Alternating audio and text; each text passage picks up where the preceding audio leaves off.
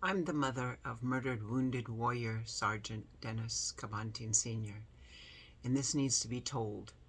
My son was wounded 11/10/2006 in Iraq, diagnosed with TBI, MS, and had pseudo-pulbar effect, where you cry or laugh for no reason. He was sent to Fort Gordon, Georgia on 5/2008. They didn't know what to do with him. So I notified President Bush, and he got him out of there and back to his family in Nebraska. But then he was divorced. Dennis moved back to Hawaii with this woman he met online. And in 10/8/2010, while I visited Hawaii, I went to Kona. I talked to a Dr. Stemple about getting Dennis to the Mayo Clinic. She and that evil woman he had married now said no. I asked her about what type of doctor she was, this Dr. Stemple. She was only a physician's assistant. She knew nothing about MS. And then his wife refused to have him see a specialist. I called Mayo Clinic. They set up an appointment, and then that wife refused again. On 12/16/10, that was the then wife was talking to Dennis about assisted suicide. On 12/17/10 through 12/21/10, I took Dennis to physical therapy in Waimea. On 12/10/10, I took Denny to an eye exam in Kona. The doctor said yes, pressure of the right eye from his MS, and there's nothing to be done. He was extremely rude and could care less. I complained to the VA in Honolulu about the rudeness of this doctor. On February 17th, 2011, I checked into abuse that was going on, but we were cut off when his then wife took the phone away when I was talking to Dennis. I filed complaints with the Adult Protection Services. Nothing was done. I called the police in Honoka'a. They wouldn't help. I filed many complaints between that time in June 3rd, 2011. I went to Hawaii to visit my son. He was very edgy. He was slurring his speech. I asked, what meds are you on? He said this wife gives it to him. I go in the kitchen, I find Zoloft, and the number of pills in the bottle didn't match the date and the amount that was to be in there. A lot were missing. On 8/2/11, I called VA in Honolulu, and I called to VA about my fears of abuse to my son. I called the police in Honoka'a, filed another welfare check. In 8/3, I filed a report with the Honoka'a Police, welfare check again. I called the Kona Adult Abuse Services to file a report in Kona and Hilo of spousal abuse.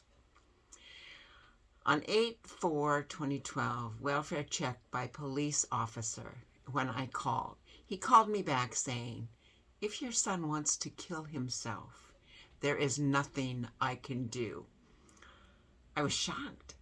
I told him, wait a minute, I'm not afraid of my son doing that to himself. I'm afraid of someone doing it to him. On 4/19/12, Denny is in the hospital on his birthday. He said he was pushed off the stairs and now he was scared. I called the VA again. Still nothing was done. Called the VA in Honolulu. They wouldn't return my calls.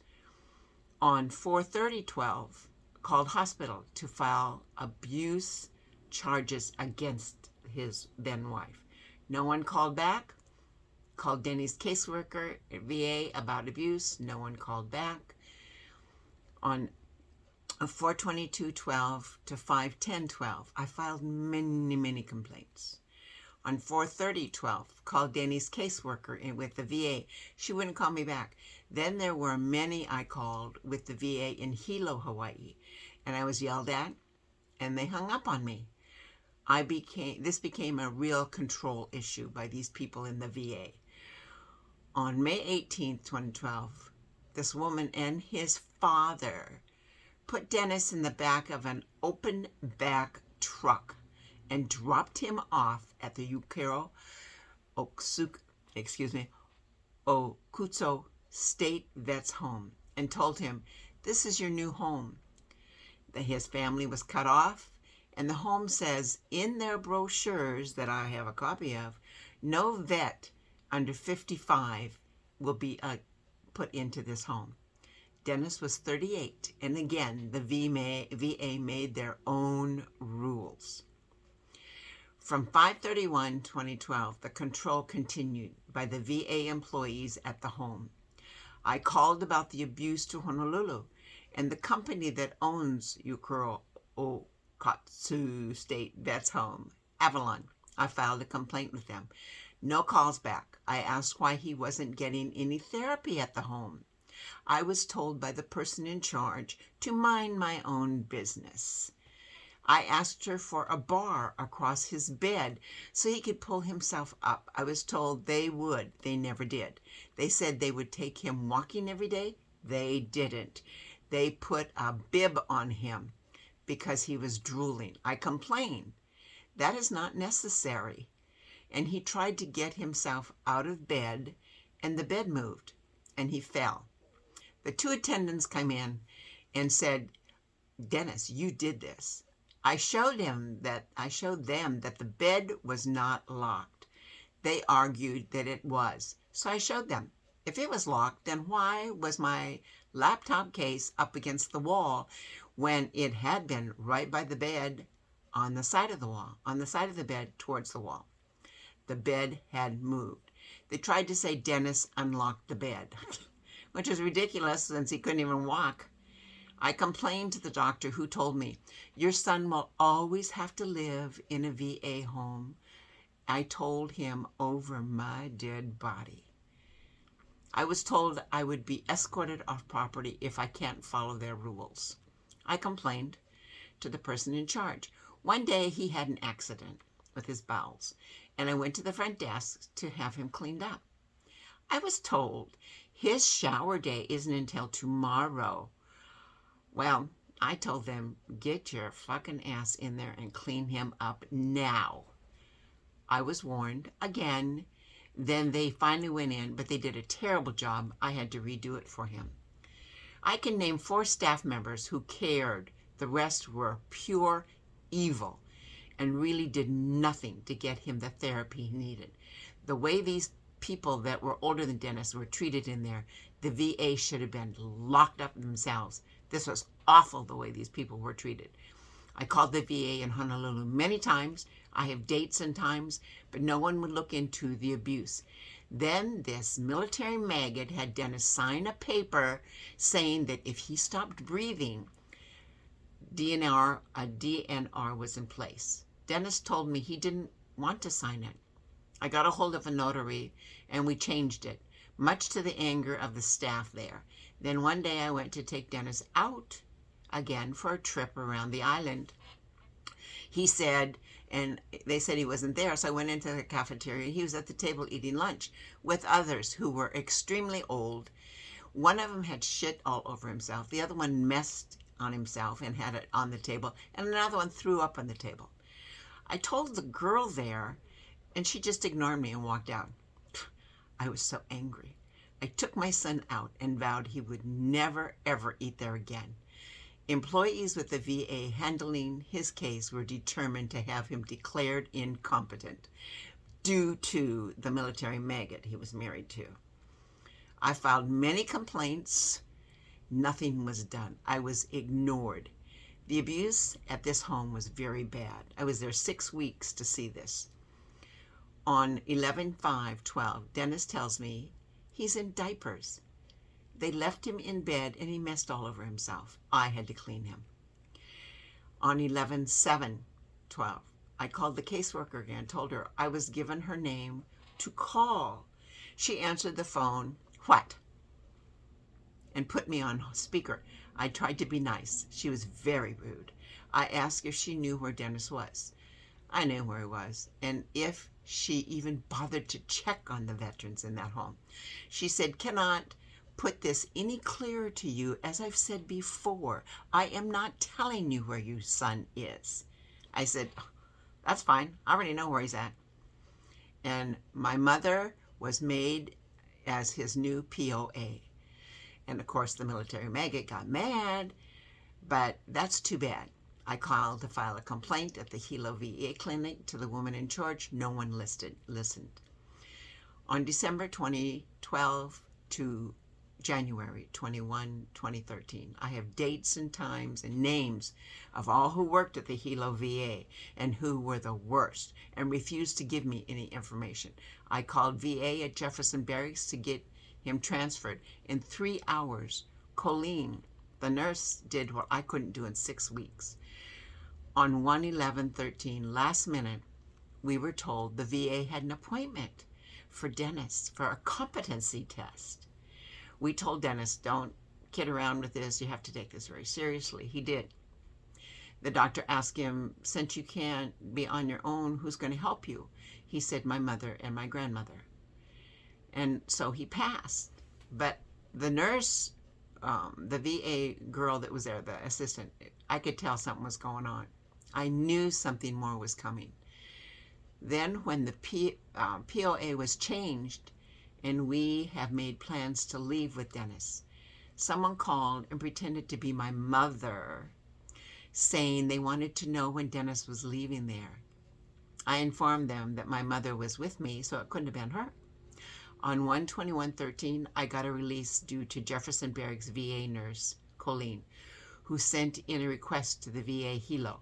So I got my son on the last flight out of Kona at 10 p.m.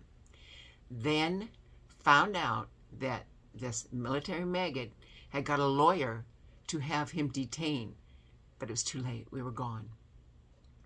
Then Dennis was with us in St. Louis, Missouri for about 3 years. Then he disappeared with someone he didn't know again. On November 16, 2016, then I found out he was in Tennessee after he called me and said, Mom, please help me. I think she's going to kill me.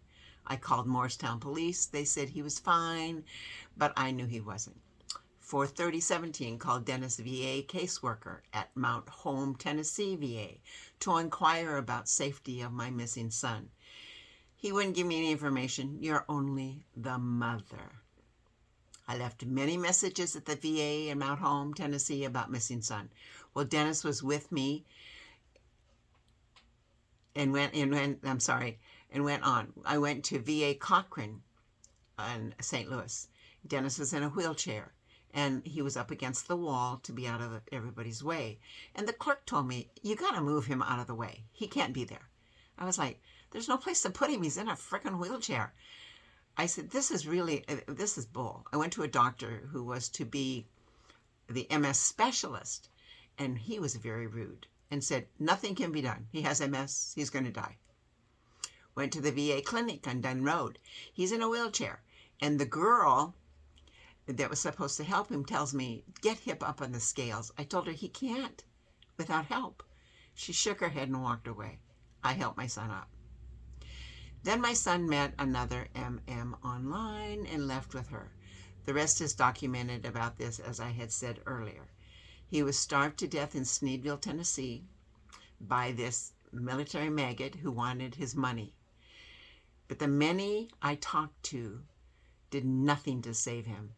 As I was told, he was an adult, and his life, even when I tried to explain about TBI and the ability to make decisions, was not possible for him. Many times he would get upset because he didn't know what was going on. And nobody wanted to treat him like somebody that had been wounded in a war. My son was destroyed, and he could have been saved. He could have been saved by these people in Sneedville, but they wanted no part of it. They wanted him out of the system and out of their hair. And now my son is dead. But look at what the VA didn't do. One VA, the VA in Jefferson Barracks up here, were the only ones that followed through on anything. The rest of them, they could have cared less. My son went through hell. I went through hell trying to get him the help he needed. So I'm putting this up now because the VA. The VA in Hawaii, you might as well be dead, because that's what's going to happen to you if you get sick in the VA. It's already happened to 2 of my friends in Hilo.